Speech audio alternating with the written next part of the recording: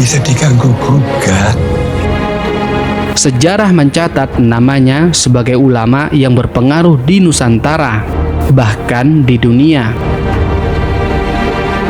Beliau dikenal sebagai sosok pendiri organisasi Islam terbesar di Indonesia, Nahdlatul Ulama.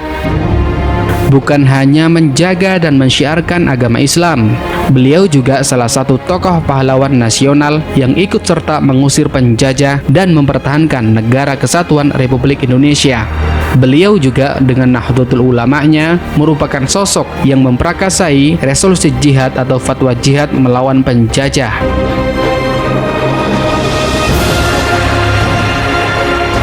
Itulah sosok Hadratus Syekh Kiai Haji Hasyim Asy'ari yang merupakan potret sosok ulama yang dengan keilmuannya beliau berkontribusi untuk agama Islam dan negara kesatuan Republik Indonesia.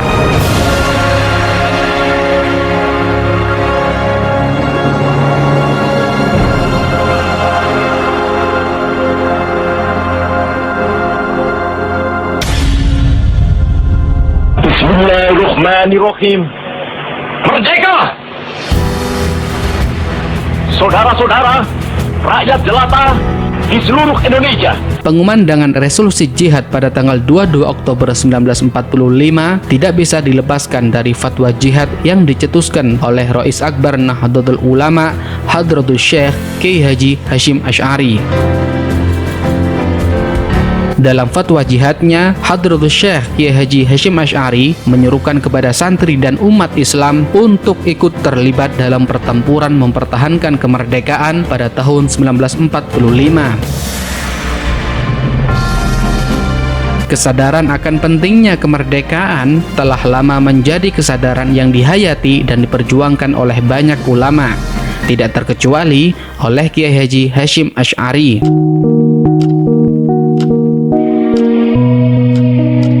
Kiai Haji Hasyim Asy'ari lahir pada tanggal 10 April 1875 di Desa Gedang, Kecamatan Diwek, Kabupaten Jombang, Jawa Timur. Kiai Haji Hasyim Asy'ari merupakan putra dari pasangan Kiai Asy'ari dan Nyai Halimah.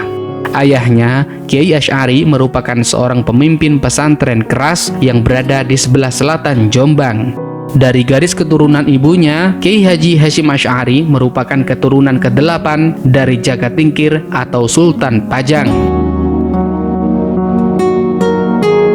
Sejak kecil, Hasyim Asy'ari mendapatkan pendidikan dan nilai-nilai dasar Islam yang kokoh dari kedua orang tuanya.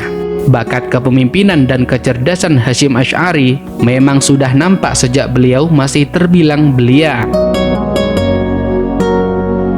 Hasyim Asy'ari muda sudah membantu ayahnya mengajar santri-santri yang lebih besar ketimbang dirinya. Kemudian, dalam usia ke-15 tahun, Hasyim Asy'ari muda berkelana memperdalam ilmu dari satu pesantren ke pesantren lain.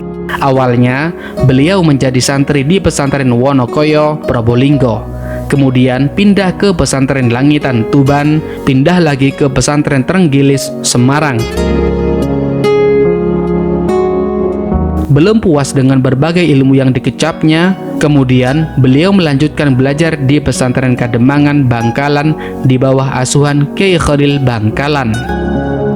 Selama 3 tahun, Hasyim Asy'ari muda mendalami berbagai bidang kajian Islam, terutama tata bahasa Arab, sastra, fikih, dan tasawuf kepada Kiai Khalil Bangkalan.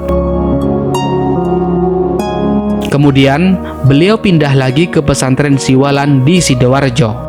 Di pesantren yang diasuh Kiai Yakub inilah, Hasyim Asy'ari muda berhasil mendalami ilmu tauhid, fikih, adab, tafsir, dan hadis.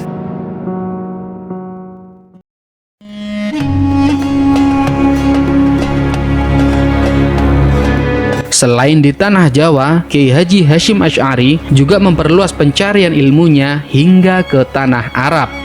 Akhirnya, pada tahun 1893, sejak itulah beliau menetap di Mekah selama 7 tahun dan berguru pada Syekh Ahmad Khatib Minangkabau, Syekh Mahfud At-Tirmizi, Syekh Ahmad Amin Al-Attar, Syekh Ibrahim Arab, Syekh Said Yamani, Syekh Rahmahullah, Syekh Soleh Bafadol, Sayyid Abbas Al-Maliki, Sayyid Alwi bin Ahmad Al-Thaqaf, dan Sayyid Husain Al-Habsyi yang semuanya ahli dalam bidang keilmuannya.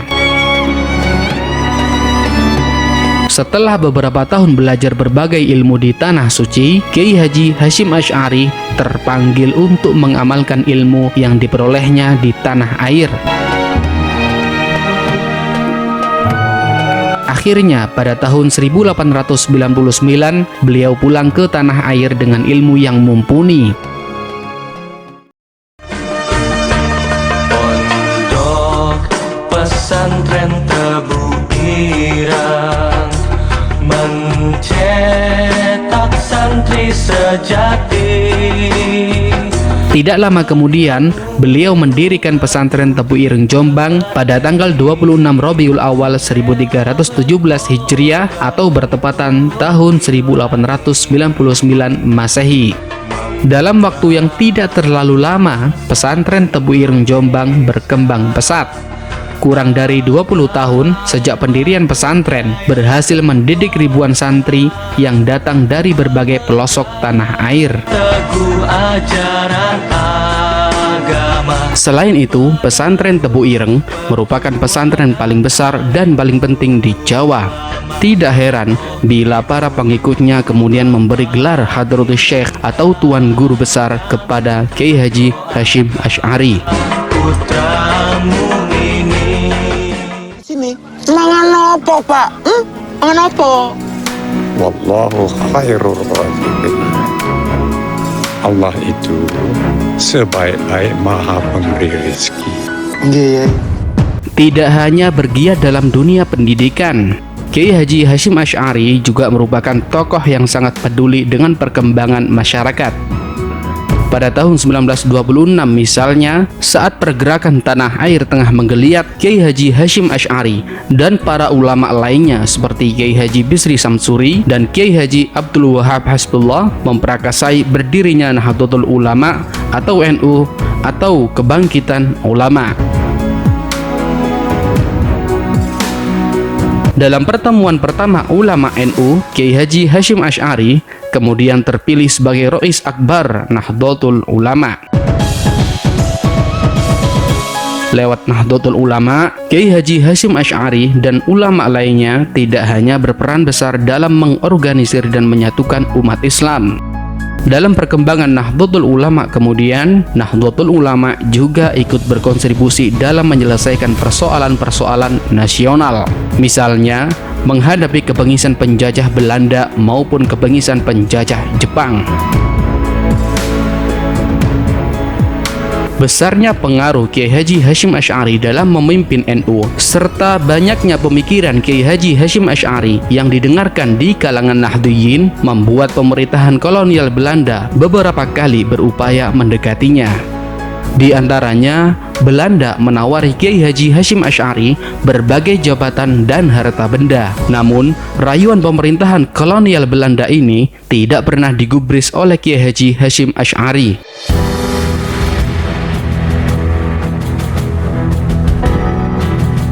Ketokohan Kiai Haji Hasyim Asy'ari dan integritasnya sebagai ulama yang mencintai tanah air dan kemerdekaan pada tahun 1940-an mendapatkan ujian yang sangat berat. Namun, justru zaman penjajahan Jepang, ketokohannya sebagai ulama besar dan pemimpin umat Islam kiat tidak terbantahkan. Tentang sekere, saya tidak akan pernah melakukannya. Dalam masa penjajahan Jepang di Indonesia pada tahun 1942 misalnya, Kiai Haji Hasyim Asy'ari sempat ditahan oleh Jepang karena menolak melakukan seikere, yaitu kewajiban berbaris dan membungkukkan badan ke arah Tokyo setiap pukul 7 pagi. Seikere ini adalah sebagai simbol penghormatan kepada Kaisar Hirohito dan ketaatan kepada Dewa Matahari. Aktivitas ini juga wajib dilakukan oleh seluruh warga di wilayah penjajahan Jepang. Namun, sosok Kiai Haji Hasyim Asy'ari menolak aturan seikere yang dianggapnya sesat, sebab hanya Allah lah yang wajib disembah, bukan manusia. Akibatnya, Kiai Haji Hasyim Asy'ari ditangkap dan ditahan secara berpindah-pindah, mulai dari penjara Jombang, kemudian Mojokerto, dan akhirnya ke penjara Bubutan, Surabaya.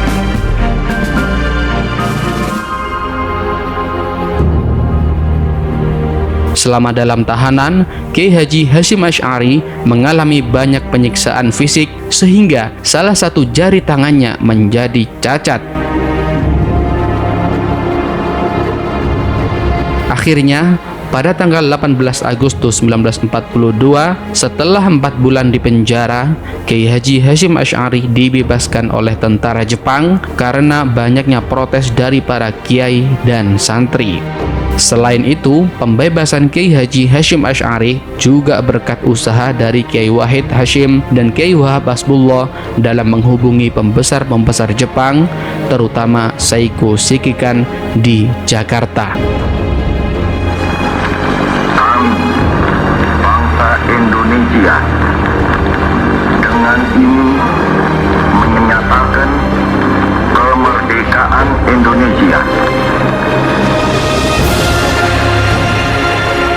Saat Jepang kalah perang dan menyerah kepada sekutu, Kiai Haji Hasyim Asy'ari tanpa ragu langsung menyatakan dukungan terhadap Negara Kesatuan Republik Indonesia yang diproklamirkan pada tanggal 17 Agustus 1945 oleh Soekarno-Hatta.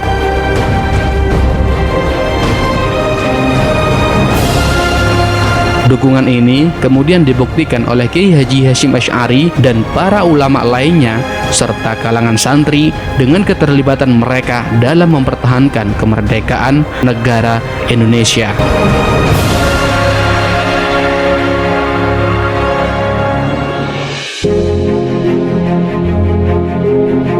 Seiring berjalannya waktu, Indonesia yang baru merdeka pada tanggal 22 Oktober 1945 ketika tentara Nika yang dibentuk oleh pemerintah Belanda membonceng pasukan sekutu yang dipimpin oleh Inggris. Mereka berusaha melakukan agresi ke tanah Jawa termasuk Surabaya.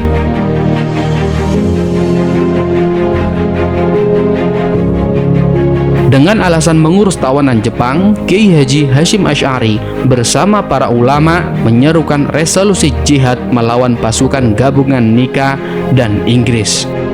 Resolusi jihad kemudian ditandatangani di kantor Nahdlatul Ulama Bubutan, Surabaya.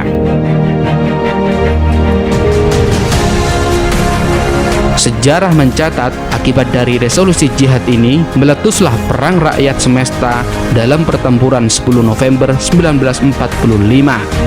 Fatwa jihad atau resolusi jihad ini mengobarkan para santri, ulama, dan umat Islam untuk melawan pasukan gabungan Nika dan Inggris. Selain para santri dan ulama, orang-orang perdesaan, bahkan pejuang di berbagai wilayah di luar Surabaya yang mendengar resolusi jihad itu keluar dari kampung asalnya untuk bergabung dalam Laskar Hizbullah dan Laskar Sabilillah bentukan Kiai Haji Hasyim Asy'ari untuk melawan pasukan gabungan Nika dan Inggris. Peristiwa 10 November ini kemudian diperingati sebagai Hari Pahlawan Nasional.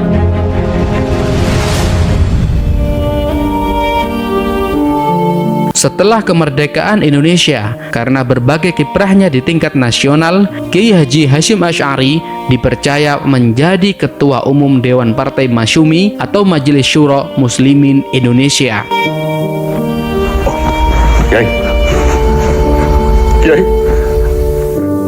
Namun, jabatan ini tidak lama diembannya. Karena pada tanggal 25 Juli 1947, Kiai Haji Hasyim Asy'ari meninggal dunia.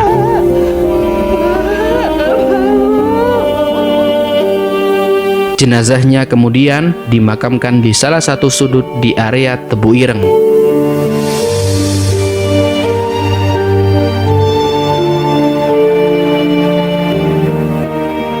Tidak hanya mewariskan semangat cinta tanah air dan berbagai kisah teladan, sosok Hadratus Syekh Kiai Haji Hasyim Asy'ari ini juga meninggalkan banyak karya tulis atau kitab yang merefleksikan keluasan pemikirannya. Di antaranya Risalah Ahlus Sunnah wal Jamaah, Adab Al-Alim wal Muta'alim, Muqaddimah Al-Qanun Al-Asasiyah lil Jam'iyah Nahdlatul Ulama, dan lain sebagainya.